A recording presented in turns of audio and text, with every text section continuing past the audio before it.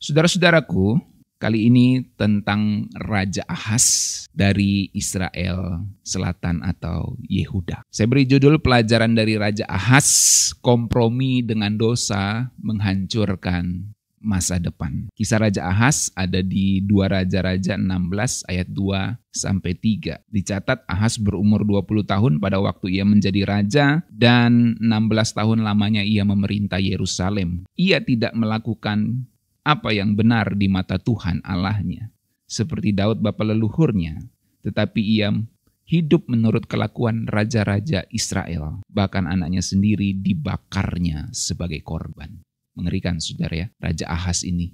Padahal dia dari Yehuda ya, keturunan Daud. Tetapi dia membakar anaknya sendiri sebagai korban. Raja Ahaz adalah raja ke-12 Yehuda yang dikenal sebagai salah satu raja yang paling buruk ya, salah satu raja yang paling buruk di dalam sejarah Yehuda. Ia meninggalkan Tuhan, bersekutu dengan musuh dan membawa Yehuda ke dalam krisis rohani. Ahaz menyembah Baal, dewa kafir Kanaan, dan bahkan mengorbankan anaknya sendiri di dalam api, sesuatu yang sangat dibenci oleh Tuhan. 2 Raja-Raja 16 ayat 2 sampai 3.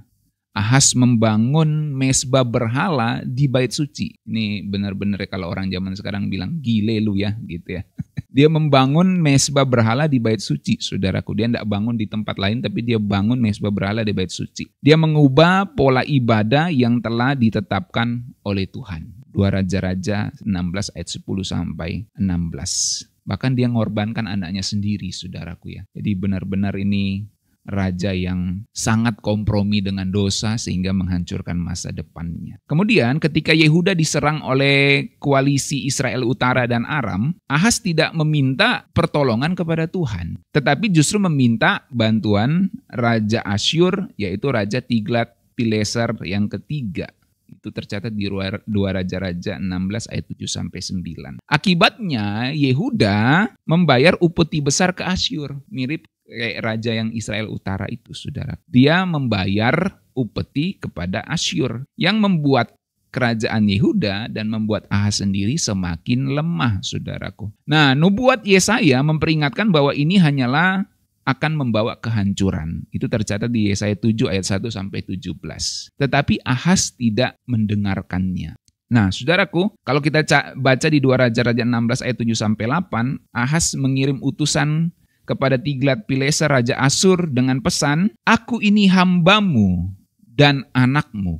Dia ngomong kepada Raja Asyur, "Aku ini anakmu dan hambamu. Datanglah dan selamatkan aku dari tangan Raja Aram dan Raja Israel yang bangkit menyerang aku." Jadi dia sudah tidak mengandalkan Tuhan lagi. Dia ngomong sama Raja Asyur, "Aku ini hambamu dan anakmu."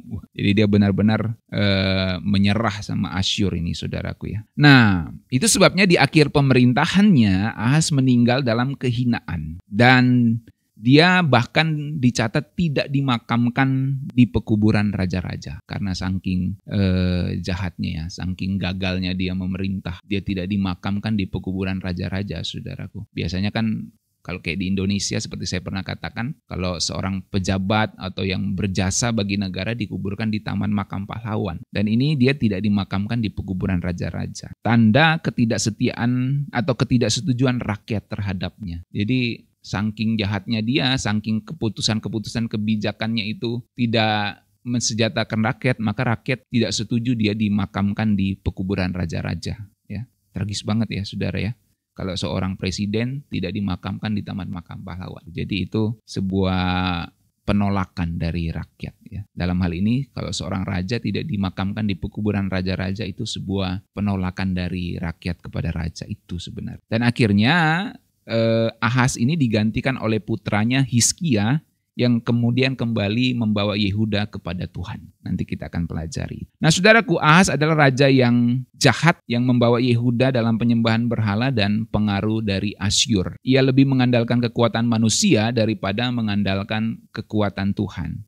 Dan itu berujung pada kemunduran Yehuda baik dalam segala segi kehidupan, baik secara jasmani, politik, militer maupun dalam keadaan rohani. Pemerintahannya memberi kita pelajaran bahwa mengabaikan Tuhan, kompromi dengan dosa, akan menghancurkan masa depan. Nah, apa yang bisa kita pelajari saudara dari sini secara praktis? Yang pertama, ketika takut mengalahkan iman, maka keputusan kita bisa menjadi bencana. Saya ulangi, ketika takut kita mengalahkan iman kita, maka keputusan kita bisa menjadi sebuah bencana. Ahas mengalami tekanan besar atau menghadapi tekanan besar dari serangan Israel dan Aram yang berkoalisi saat itu. Dia bukannya berseru kepada Tuhan, malah dia meminta bantuan Asyur dengan harapan mendapat perlindungan. Jadi bisa dikatakan dia ini menjual Yehuda dan menyerahkan Yehuda ke dalam tangan Asyur gitu. Dia menyerahkan perak dan emas dari bait Allah untuk Raja Asyur.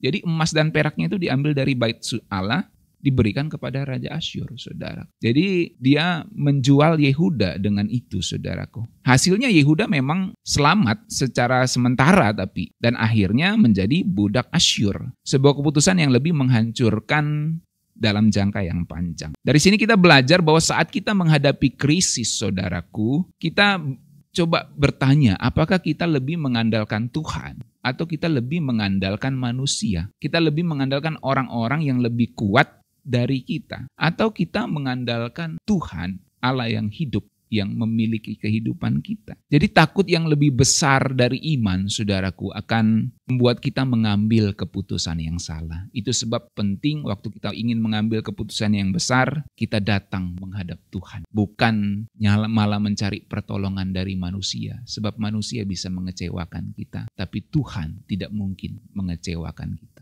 Yang kedua, saudaraku, yang bisa kita pelajari bahwa kompromi dengan dosa menghancurkan masa depan. Seperti judulnya tadi.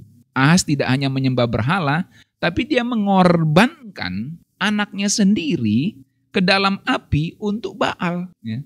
Kalau pakai bahasanya Dono Kasino Indro itu, gile lundro gitu ya. Gile lundro gitu. Anak sendiri, saudara, dipersembahkan kepada Baal saat itu ya. Tanpa perintah Tuhan. Loh, tapi kan Abraham mempersembahkan Ishak itu karena Tuhan suruh. Ya.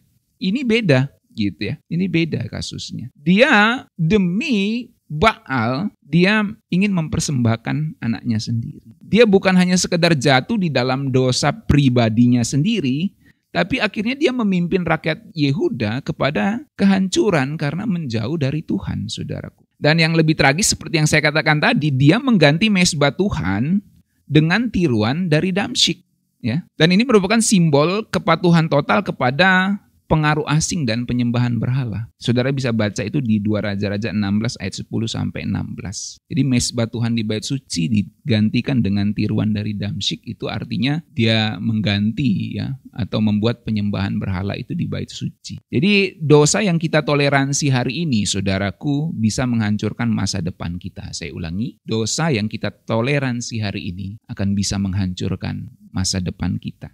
Dan bukan hanya menghancurkan kita, masalahnya adalah itu bisa menghancurkan orang-orang di sekitar kita karena perbuatan kita. Kompromi kecil itu bisa berujung pada kehancuran yang besar. Saya ulangi, saudara.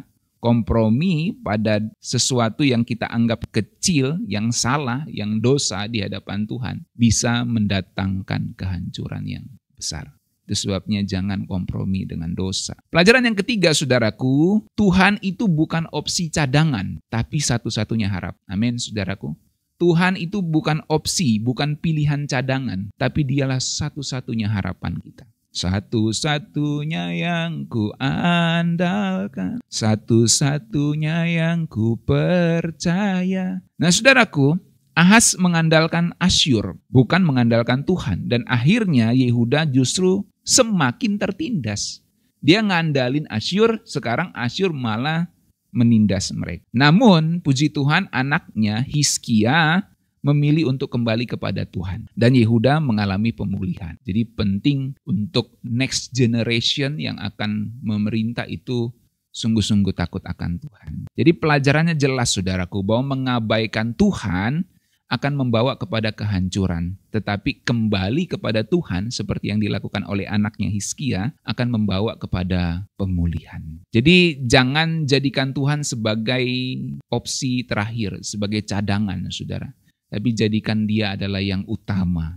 menjadi satu-satunya yang menjadi penolong dan harapan hidup kita. Dialah andalan hidup kita, saudara. Seperti lagu yang saya nyanyikan singkat tadi.